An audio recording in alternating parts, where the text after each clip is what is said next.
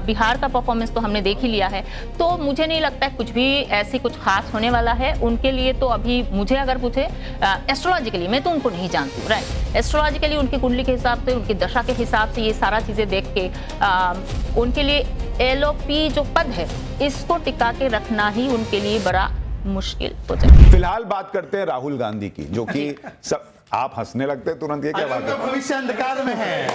इनका भविष्य आपने ये देखो, ये बुरी बात है, गलत बात है। यहाँ पे बैठ के उनके भविष्य की कामना करेंगे, सुनिए ना 5 सेकंड, भविष्य की कामना करेंगे और वहां पे टिकट मांगेंगे तो बोलेंगे चलो भागो। नहीं, पूछिए। जब आप भारत का भविष्यवाणी करते हो तब आप बर्थ डेट 15 अगस्त 1947 देखते हो कि नहीं what that's how you have to see it, it is like that, तो वही आप देखते हो। और दूसरा मोदी जी का समय है आपके पास बर्थ का, मैं आई एम आस्किंग उसके लिए, ओके। तो भारत का 12 बजे देखते हो 15 अगस्त 12, यस। वो तो पाकिस्तान का सॉरी क्योंकि वो 12 AM करेक्ट 15 अगस्त, और पाकिस्तान का 14 अगस्त, यस, एक दिन पहले, और वापस 12 AM देखते हो आप। Yes. Okay, thank you. Just technical सवाल में पूछ रहा था। तो अब हम आ जाते हैं राहुल गांधी के भविष्य पे। राहुल गांधी का भविष्य जो है वो आपको क्या दिखता है कि 2026 में राहुल गांधी का प्रदर्शन कुछ इंप्रूव होगा, उनकी अथॉरिटी बढ़ेगी देश की पॉलिटिक्स में, उनके लिए 2026 कैसा है?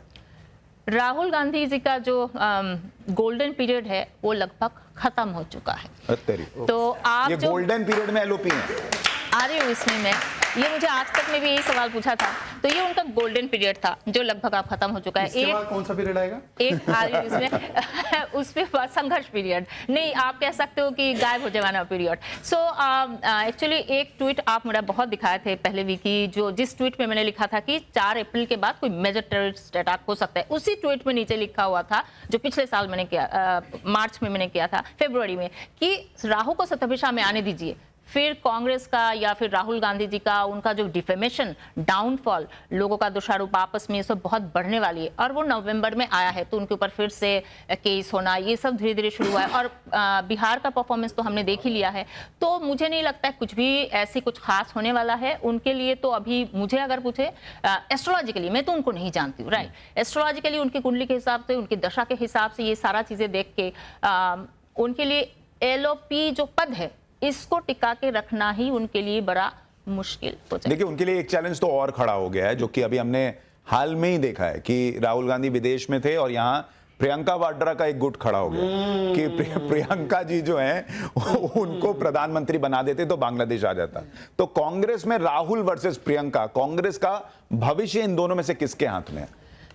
भविष्य किसके पास, ये बोलना एस्ट्रोलॉजर, हाँ कांग्रेस की कुंडली भी मेरे पास है, पर मैं इससे पहले प्रियंका गांधी जी की कुंडली में आऊंगी। उनकी जो है ना, अगला साल शुरू होने वाला है, गुरु का एक पीरियड शुरू होने वाला है, और गुरु जो है उनके हॉरोस्कोप में ना 10th हाउस का मालिक है, और वो इंद्र अंशा में है। तो उनकी जो सुपीरियरिटी, भाई के ऊपर जो रिक्लाइन करके चलना, ये सब अभी हटने वाला है। She will be rising. अब किस तरीके से, कहाँ किया, वो मुझे नहीं पता।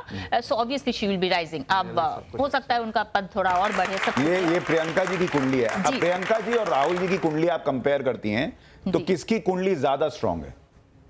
देखिए, हर एक की कुंडली में थोड़ा थोड़ा सब कुछ है। ऐसा नहीं है कि प्रियंका गांधी कोई पीएम बनने वाले हैं, वो भी नहीं बनने वाली हैं। नहीं, मैक्सिमम अगर प्रियंका गांधी कुछ बनेंगे तो मुझे लगता है किसी प्रदेश का वो सीएम बन सकते हैं। पर हाँ, अभी तो जो अगला साल है 2026, शी विल बी राइजिंग। तो हो सकता है उनका वोकल होना, वो अपनी भाई से अलग तो नहीं बोलूंगी, उनकी ऊपर जो रिक्लाइन होना, सपोर्ट सिस्टम उनको किसी की जरूरत नहीं पड़ेगी। She will be, I mean, confident enough, अच्छी ड्यूटीज निभाना, वो सब अच्छा कर सकते हैं। तहसीन पूनावाला, राहुल गांधी का भविष्य तो इनको नहीं दिख रहा यहां से आगे, लेकिन प्रियंका का भविष्य दिख भी रहा है तो सीएम से आगे नहीं दिख रहा। देश का भविष्य आगे होना चाहिए। देखिए, हम यहाँ पर राम की बात करते हैं, रोजगार, एआई और मिलन, कि देश सुख से चले। ये बात करेंगे अतीक की, मुख्तार की, इनका यहीं पर है, इनका यहीं तक है। हमारा राम है, इनके मुख्तार है, हमारा राम है, इनके अंसारी है, यहीं पर है। मैं बता रहा हूं, अरे जितना बाबर को हम नहीं जानते उतना इन पर रिसर्च है कि बाबर कौन है, बाबर का बॉयफ्रेंड कौन है, सब भाजपा वाले जानते हैं। सच है, बाबर का बॉयफ्रेंड। भाजपा की राजनीति ए पे चलती है, A for Aurangzeb, A for Atiq, A for Ansari, इसके बिना इनकी राजनीति। ये ए फॉर आप लोगों के लिए कुछ भाजपा की पॉलिटिक्स छोड़िए, आप बताइए। अब मैं बताता हूं, आपको भी ये लगता है राहुल गांधी पीएम की कुर्सी तक नहीं पहुंच पाएंगे?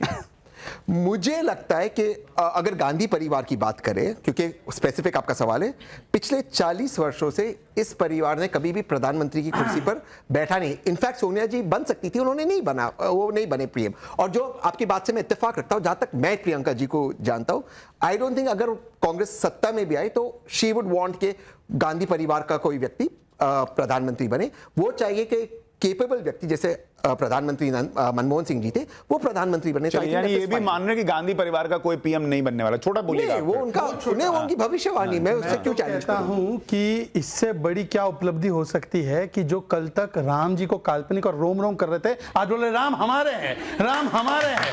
अरे भाई यही काम हो गया। और एक मिनट, अरे अभी रुकिए, अभी अखिलेश जी तक भी पहुंचना है। एक वाक्य में इनकी जो समेशन आई है कि राहुल जी का ग्राफ नीचे जा रहा है, बहन का ग्राफ, तो भाव काल के बदले बहन काल शुरू हो चुका है। और तहसीन पुनावाला यहाँ पे गंभीर है, पीछे से मुस्कुरा रहे हैं, पीछे से एकदम मुस्कुरा रहे हैं। सिर्फ तहसीन थोड़ी मुस्कुरा रहे हैं, विवेक भाई भी मुस्कुरा रहे हैं, उनको भी दिख रहा है। भाई अगर राहुल गांधी रास्ते में नहीं है तो अखिलेश जी के लिए रास्ता साफ होता है, वो इंडिया अलायंस के बड़े नेता हैं, तो उनके लिए अब लेकिन है कि नहीं कुंडली में अभी थोड़ा आपको वेट करना पड़ेगा। आप में से किस किस को लगता है कि राहुल गांधी कभी पीएम नहीं बन पाएंगे? हाथ खड़ा करके बताइए। अरे तेरी, बहुत सारे लोगों को लगता है। तो आपकी ये जेनजी की भविष्यवाणी है। नहीं न्यूट्रल 2 3 4 5 6 1 2 3 4 5 6 7 8। अच्छा, ये जानबूझ के गिनवा रहे हैं, जानबूझ के गिनती नहीं कितने। हम मेजॉरिटी लाइव की तरह। अच्छा, कितनों को लगता है पीएम बन सकते हैं? वो आंकड़ा कीजिए, कितने को लगता है राहुल गांधी पीएम बन सकते हैं? ये ये नहीं करवाना चाहिए था, ये बहुत शरारती आदमी है। देखिए, ये बहुत 2 लोगों को लगता है बन सकते हैं, 10 लोगों को तो आपने गिना कि नहीं लगता है, और बाकी जो है वो कह नहीं सकते वाले थे। वोट चोरी बोल देंगे, वोट चोरी हो गया। अभी न्यूट्रल थे, बने ना बने मुझे फर्क नहीं पड़ता वाला हिसाब है। ठीक है, तो अच्छा, इनसे पूछो अखिलेश या राहुल? अखिलेश या राहुल? मैं कहूं पूछो सवाल हुआ नहीं, मोदी जी अमित शाह, मोदी जी मोदी जी अमित शाह बता दिए, हो गया। तो आप ऐसा सवाल के बाद सब कार्यकर्ता है, हम लोग सारे कार्यकर्ता हैं। अच्छा ठीक है, तो एक चीज तो क्लियर हो गई कि राहुल गांधी और प्रियंका वाड्रा पीएम की कुर्सी तक नहीं पहुंचेंगे, ये आप बड़ी भविष्यवाणी कर रही हैं। लेकिन मैं एक ही बोलूंगी, अब अगर 2045 या 2047 तक, इसी के आसपास कह सकते हो कि वहां तक अगर बीजेपी की ही सरकार चलती रहेगी तो इनका टाइम कब आएगा? ओके, आप कह रही हैं 2047 तक बीजेपी की सरकार रहेगी? जब तक शनि अभी शनि जो है वो मीन राशि में है, जब तक वो कर्क राशि में, दूसरा जल राशि जो वहां पे नहीं जाता है, तब तक तो जो पावर में जो पार्टी है, जो आइडियोलॉजी के लोग हैं, हॉरोस्कोप तो और कुछ नहीं दिखता है ना, इसी तरीके से आइडियोलॉजी के लोग हैं, उनका जाना तो मुझे दूर दूर तक नहीं दिखता तो है। वो मीन राशि में आया कब था? मीन राशि में तो अभी इसी साल आए, तो तब से लेकर तब तक कोई चेंज नहीं है। तो जो अच्छा। चल रहा है उसी की कंटिन्यूएशन चलेगी 2045 2047 तक एनडीए बोल सकते तो हैं। जो चेंज होने का चांस था वो इसके पहले ही था, जो नहीं हुआ? नहीं, तब पहले भी नहीं था, अब तो और भी नहीं है, अब और नहीं है, एकदम ही नहीं। शहजाद पूनावाला ये बड़ी भविष्यवाणी कर रही है 2047 तक। देखिए ऐसा है, मैं इसमें एक ही बात ऐड कर दूं, फिर तहसीन बोले कि कई लोगों को 24 के बाद लगा कि हम महाराष्ट्र हारेंगे, ये दोनों भविष्यवाणी करते थे शो में मेरे साथ, हार गए। फिर हरियाणा, दोनों भविष्यवाणी करते थे, 45 लाख वोट बढ़वा फिर लोगे। दिल्ली। शहजाद एक मिनट, तो जीतोगे। आप जिसको भविष्यवाणी 6 महीने में 45 लाख वोट कोई बढ़ गए। नेता कभी बोलेगा हम हार रहे हैं, अमित शाह भी बोलते थे कि बंगाल जीतेंगे, नहीं जीते ना, तो सब ऐसे ही बोलते हैं। एक सेकंड, अभी हम ये कह रहे हैं कि भाई देखिए ऐसा है, एक होता है हकीकत से जुड़े हुए होना। हम बंगाल में कोई चुनाव नहीं हारे, हम 3 से 77 पर पहुंचे, ये 6 पर पहुंच गए भाई बिहार में। और कितना है, देखो मैंने एक एनालिसिस किया है, नहीं आपसे नहीं, मैं आपकी बात ही नहीं कर रहा, आपको तो सम्मानित जगह दी गई है जनता के द्वारा। सुनिए ऐसा है, एक सेकंड सुनिए, ऐसा है कि कांग्रेस में राहुल जी ने एक संकल्प लिया है। महात्मा गांधी की एक भविष्यवाणी थी कि कांग्रेस नामक दुकान बंद कराओ, राहुल जी ने बोला ये भविष्यवाणी मैं पूरा करके जाऊंगा, चाहे कुछ और करूं ना करूं। अच्छा ठीक है, लेकिन अभी आप बंगाल में 3 से 77 होने को जीत बता रहे थे, अभी अगला चुनाव बंगाल ही है, थोड़ा बंगाल के बारे में बताइए, क्योंकि एक ऐसा ये किला है जो बीजेपी नहीं गिरा पा रही है।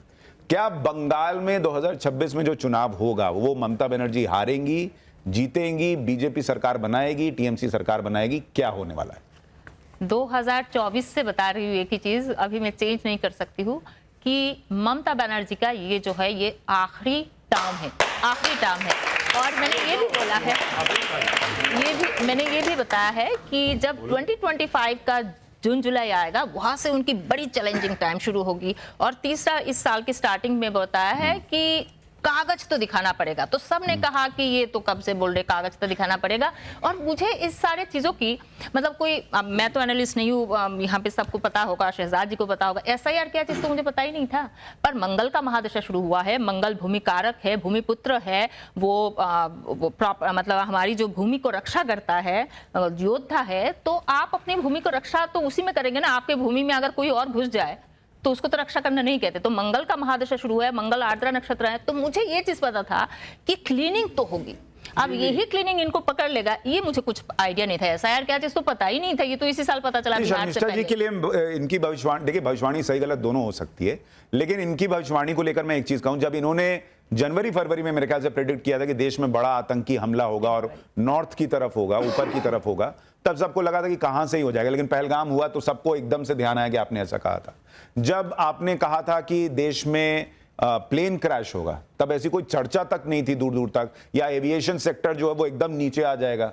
अब पिछले साल आप दो घटनाएं याद कीजिए, एक तो एयर इंडिया का प्लेन क्रैश और दूसरा इंडिगो वाला जो क्राइसिस हुआ। तो वो क्या है, जब चीजें हो नहीं रही होती हैं तब पता नहीं चलता, लेकिन दिखने लगती हैं। जैसे अभी अगर विवेक भाई बात करें बंगाल की, बंगाल में ममता बनर्जी को लेकर सड़क पे प्रदर्शन होना, ये सब जो हुआ वो हमने देखा है। लेकिन अभी हाल में जिस तरीके से हुमायूं कबीर ने पार्टी बना ली, वहां पे बाबरी का मुद्दा बड़ा होने लगा, मुसलमान एकदम से जो ममता बनर्जी का कोर वोट बैंक है वो एकदम से चैलेंज किया जाने लगा किसी ऐसे व्यक्ति से जो खुद उनकी पार्टी में रहा हो।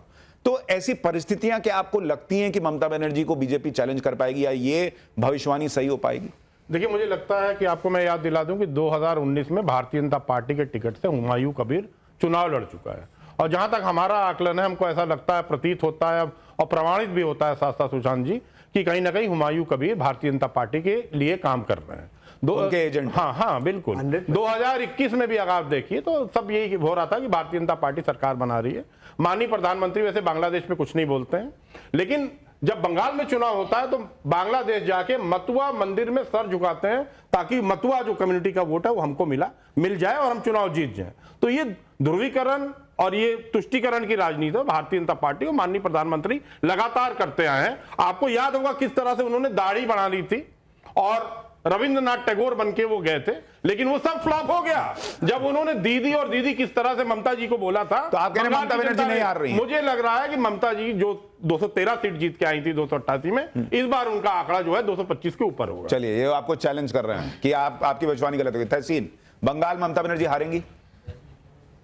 देखिए, मैं ये नहीं जानता हूँ ममता जी हारेगी या नहीं हारेगी, लेकिन टीएमसी की सरकार जरूर बनेगी। ये मुझे लगता है इंडिया अलायंस की सरकार बनेगी। दूसरी चीज, मैं इनसे बिल्कुल इत्तेफाक रखता हूँ, बांग्लादेश में हमारे हिंदुओं के साथ जो कत्लेआम हो रहा है उस पर वर्तमान सरकार कुछ कह नहीं रही है। कोई और सरकार होती, भारत में कोई भी सरकार होती, वो बांग्लादेश को बुलाकर ठीक कर देती। 13 मिनट का काम है बांग्लादेश को ठीक करना। 13 दिन में हमने नया मुल्क बनाया था। बांग्लादेश में हिंदुओं का कत्लेआम हो रहा है। रेफ्यूजी पॉलिसी नहीं है। मैं सिटीजनशिप पॉलिसी की बात नहीं कर रहा हूं, ये बोलेंगे रेफ्यूजी पॉलिसी नहीं है। और बांग्लादेश और वेस्ट बंगाल में जाकर चुनाव लड़ना है, क्या सोचते होंगे वहां के लोग? वोट आपको सबका चाहिए। वहां पे बाबरी मस्जिद बन रहा है, वो हुमायूं कबीर भाजपा का एजेंट है। हर एक मुसलमान, मैं बहुत ओपनली बात करता हूं, जानता है कि पोलराइजेशन का फायदा भाजपा को होगा। फिर क्यों कर रहे हैं पोलराइजेशन? तो आप कह रहे हैं, सुनिए तहसीन, आप कह रहे हैं कि मुसलमान हुमायूं कबीर के साथ दिख रहा, वो किसका एजेंट है? नहीं, मैं नहीं कह सकता। सुनिए ना, मैं कह रहा हूं कि मुसलमान मैं कह रहा हूं वो जो मुसलमान ईंट लेकर, पत्थर लेकर, पैसे लेकर आ रहा है वहां पर, लाखों की संख्या में दिख रहा है, वो जाएगा, लेकिन वोट ममता बनर्जी को देगा, आप ये कह रहे हैं? मैं ये कह रहा हूं कि सऊदी अरेबिया से अगर कोई आते हैं मौलाना साहब मस्जिद के लिए जो फाउंडेशन स्टोन रखने के लिए, तो उनको वीजा कौन देती है? ममता बनर्जी देती है या केंद्र की सरकार देती है? और जब वीजा लेते तो आपको पता है ना क्यों आ रहे, क्यों ये ध्रुवीकरण हो रहा है, सेंट्रल फोर्सेस क्यों आ खड़े? नहीं, एक मिनट, हाँ ठीक, बोलिए। मुझे जवाब दीजिए। और देखो, मैंने शांति से सुना, कोई सुनना पड़ेगा। लेकिन बहुत लंबा नहीं, बहुत लंबा, एक वाक्य में, पर ये बिदकने लगेंगे ना। अभी देखिए, इन्होंने कहा, पहले इन्होंने कहा दाढ़ी पे कि दाढ़ी हम रविंद्रनाथ ठाकुर या टैगोर जी की तरह रख रहे। अरे सद्दाम हुसैन से तो अच्छी दाढ़ी रखी ना हमने। वो सद्दाम हुसैन वाली कौन रख रहा था? देखा, बिदकना शुरू हो गया। मैंने नाम किसी का नहीं लिया। ये तरीका नहीं, ये सुशांत जी का तरीका नहीं। Sushant is not fair, Sushant is not fair. Vivek भाई, मैंने तो बोला भी नहीं, ये समझ गए। मैंने किसी का नाम लिया बच्चों, मैंने किसी का नाम लिया, कभी आप पर लोग ये की बात समझ, करेगी? ये भाई ये ठीक नहीं है, ये फॉर्मेट तो नहीं। अच्छा विवेक भाई, आपने भी तो दाढ़ी पे बोला, उनको बोलने दीजिए। उनको इन्होंने लगा सद्दाम नाम हुसैन लेकर की तरह बोला कि दाढ़ी। Modi ji is trying to copy mister Rabindranath Tagore. मैं फिर भी चुप रहा। मैंने बोला कोई व्यक्ति सद्दाम हुसैन की तरह दिख रहा है तो ये तुरंत जाएंगे कौन दिख रहा है। दूसरी बात, अभी इन्होंने हुमायूं कबीर की बात की। ये यही आरोप जो है ना, ये बोलते थे ओवैसी इनका बी टीम, ओवैसी इनका बी टीम। इनके मित्र रेवांत रेड्डी ने बोला ओवैसी गरीबों का सबसे बड़ा मसीहा है, ए ओवैसी आकर जुबली हिल पोल में हमको सपोर्ट कर दो और वाइस प्रेसिडेंट में सपोर्ट कर दो। तब ये बोले नहीं, ओवैसी थोड़ी बी टीम है बीजेपी की, ये हमारा आदमी है। मतलब ये किसी को भी हमारा आदमी था 2019 में, तो क्यों ले लिया ममता जी ने और अभी तक नहीं निकाला। और बाबरी बनाने का अगर एक और किसी ने स्टेटमेंट दिया है कि बाबरी फिर से बने, ये है कांग्रेस के प्रधानमंत्री नरसिम्हा राव और अभी हुमायूं कबीर। और तीसरी और आखिरी बात मैं सिर्फ इतना पूछना चाहता हूं, देखिए बहुत लंबी लंबी बातें करते हैं, कितने सारे टॉपिक उठा देते हैं। इन्होंने बोला कि बांग्लादेश बांग्लादेश बांग्लादेश। अरे भाई, सीए कानून इसीलिए लाया था कि वहां पे प्रताड़ित हिंदू, प्रताड़ित सिख, प्रताड़ित ईसाई, इनको यहां पर शरण मिले।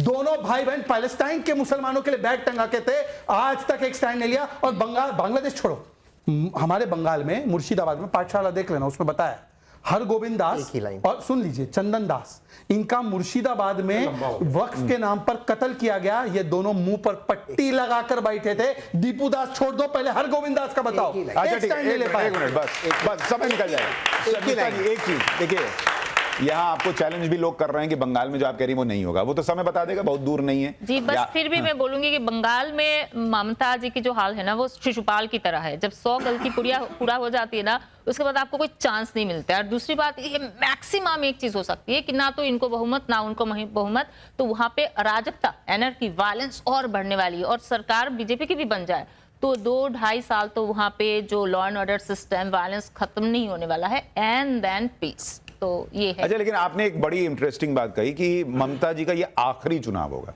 जी। ये क्यों कह रही हैं आप, और क्या फिर इसका मतलब ममता बनर्जी कभी पीएम भी नहीं बन पाएंगी? अब जब 2045-47 तक कांग्रेस है तो वो तो सॉरी बीजेपी है पार्टी, मतलब बीजेपी का सरकार रहेगा, तो वो तो बीजेपी ज्वाइन करने वाले नहीं है। और ये उनका लगभग this is the end of her career, जो वही शिशुपाल वाली बात है, दिस इज द एंड। उसके बाद और कोई चांस नहीं है। तो फिर उनकी जगह पार्टी के अभिषेक चलाएंगे? वो सब हो सकता है। मेरे पास एक्चुअली अभिषेक जी का कोई ऑथेंटिक कुंडली नहीं है, टीएमसी की कुंडली है मेरे पास, क्योंकि पार्टी की कुंडली जो है ना वो निकालना बहुत आसान है, पता है पार्टी कब तैयार हुई है, पर लोगों की ऑथेंटिक डाटा मिलना बड़ा मुश्किल है। लेकिन समय क्या लेते हो पार्टी के तैयार होने में? जैसे टीएमसी का जो 12 बजे आप कॉन्फ्रेंस रखते अनाउंस हो, होता है, जब कुछ होता है उसके हिसाब से हम टाइमिंग उसको लेते हैं। तो बीजेपी का आपने 1980 लिया है, क्योंकि क्या आपने जनसंघ का लिया? बीजेपी का, बीजेपी 1980। चलिए, बंगाल को लेकर बड़ी भविष्यवाणी हो गई। इतने टुकड़े हो गए, कांग्रेस कौन सी कांग्रेस का ले भाई, समझ नहीं, लेकिन बंगाल को लेकर बड़ी भविष्यवाणी शर्मिष्ठा जी ने की है और वो बहुत जल्द पता भी चल जाएगी सही हो रही है या नहीं हो रही है।